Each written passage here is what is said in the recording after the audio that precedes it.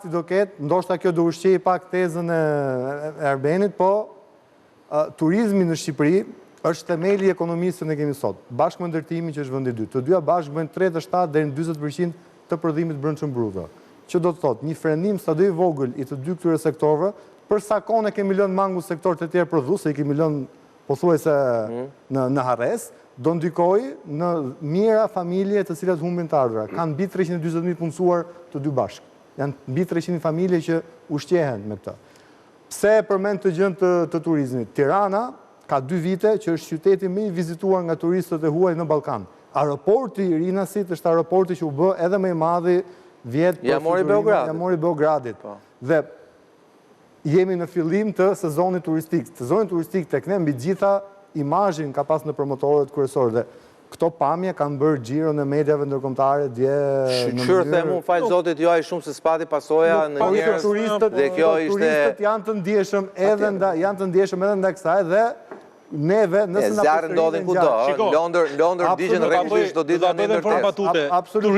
Turizmi sot në botë është i mësuar sepse ja ka vrarë më shumë veshin lufta e bombat dhe besoj që nuk e prisnin ke ty ato gjën, sa atë e presin. Ato janë gati të rezervojnë për në Dubai që bin predhat, jo këtu që ka rënë një zjarr, nuk ndikon, unë nuk besoj. Nuk e di, Dubai ka rënë me 65%. Unë nuk besoj. Mirë pra, se jemi në luftë, por ne po them që ka njerëz që thuan shumë rëndësishme kjo turizmi.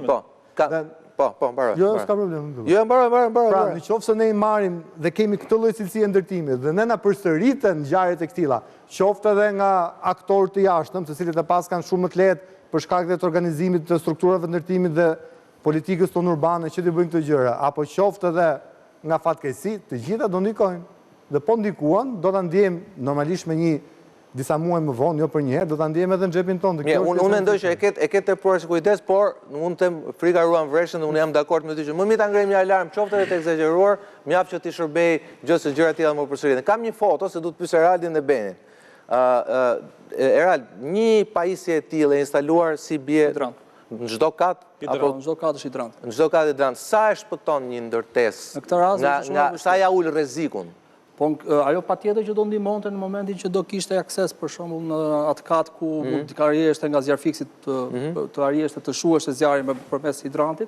Po sido që të jetë rasti i fasadave është më specifik se është më i veçantë.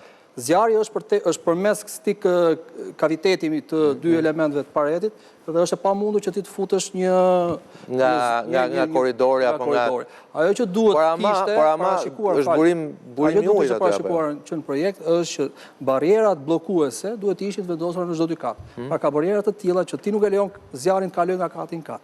Pra siç thash më parë se zjarri kërkon të shkojë 30 metra për të kapur presionin, ti mund ta krijojë atë në një distancë më të shkurtër dhe këtu edhe mund ta komandojë. Fikja e fasadës, e zjarrit në fasadë me ujë apo është gjëja e fundit që mund të realizosh për parandalimin e zjarrit në fasadë. Duhet merret çdo gjë parasysh në detajet e projektit, në zbatimin e projektit.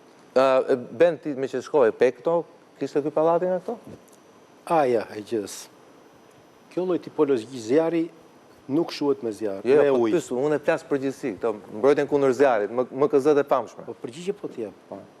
Kjo tipologji zjarri që ka të bëjë me materiale, me materiale. Shpjegoj Eraldi që kjo nuk ka lidhje me zjarrin e fasadës që ka ndodhur. Nuk po them këto, po them tjetër gjë. Okej.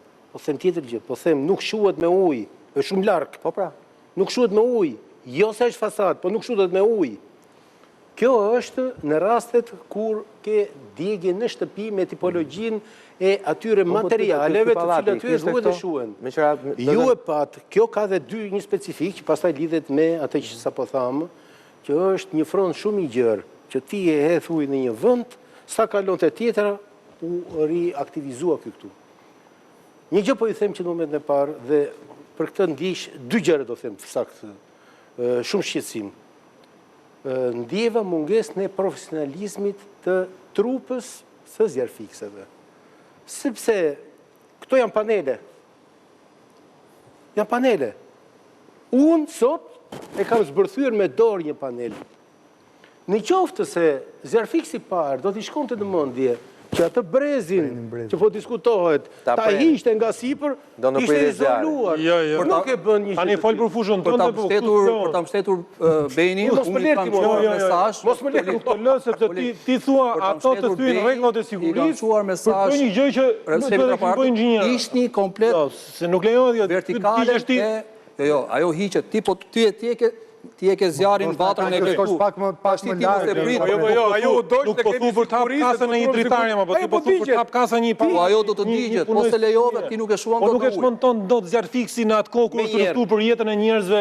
Po je në krahun tjetër, domethënë zjarin e ke në këtë zonë. Shuaj zjarin, pastaj Unë nuk mund të them për materialet që ju duhen zjarr fikse, i kishin as i kishin, a kanë zjarr fikse të mjaftueshme, a kanë personel të mjaftueshëm, po unë mund të them që zjarr fiksi janë treguar mjaft profesionisht. Dhe unë po them që këtë që thot profesori nuk e bëjnë dot sepse është një pamundësi teknike për ta bërë, sepse duke bërë atë gjë për shpëtuar një godinë, një fasadë, mund të rrezikosh jetën tënde, mund të rrezikosh që njerëzit të cilët kanë nevojë mos ta marrin ndihmën e duhur në kohën e duhur. Pra nuk mund shpëtosh në tezën para jetës njerëzve. Atëherë, nëse është kjo që thoni juve, argumentit të bëjmë një apel për të rritur vigjilencën dhe kapacitetin për shkak se teknologjia po ndërtojmë objekte 30 metroshe, nëse po ndërtojmë objekte 100 metroshe, dhe këto problematika janë të zakonshme në këto ndërtesa. Për mu gjithë ndërtuesve do të vej taks për sistemin e mbrojtjes nga zjarri, përveç atij që ndërtojnë, le të shërbejnë ke zjarr fikset edhe paguajnë. Kanë detyrime, duhet vendosin pajisje. Jo për vete, jo, le të paguajnë dhe ke sistemi zjarr fikse në Shqipëri, le të paguajnë që të modernizohen, nëse s'ka lek për të ble zjarr fikse, shkallë investime me drona, kryesisht në botën. Kina ka filluar me dron. Po edhe në Amerikë, Los Angeles. Po.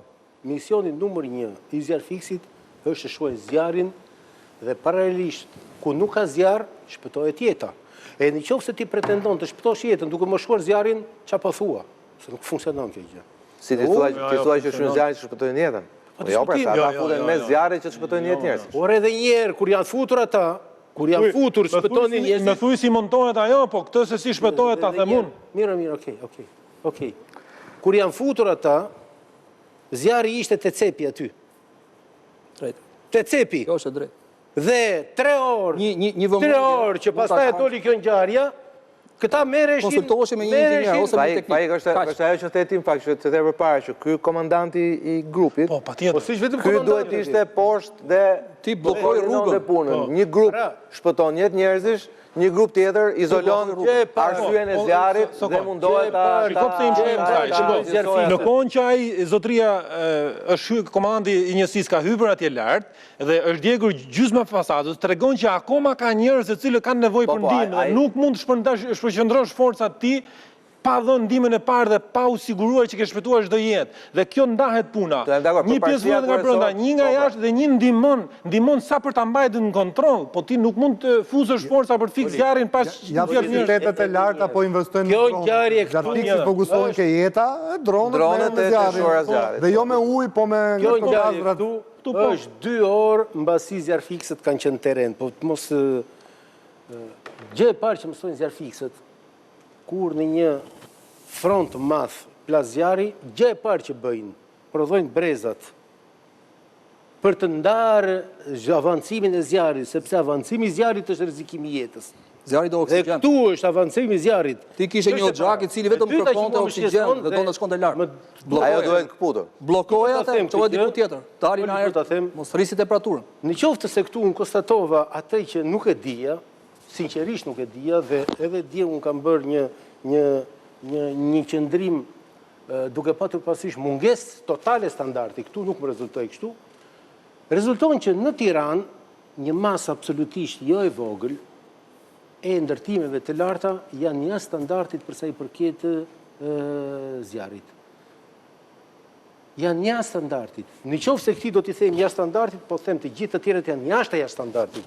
Çka do thotë që çështja nuk është thjesht ngjarja sot.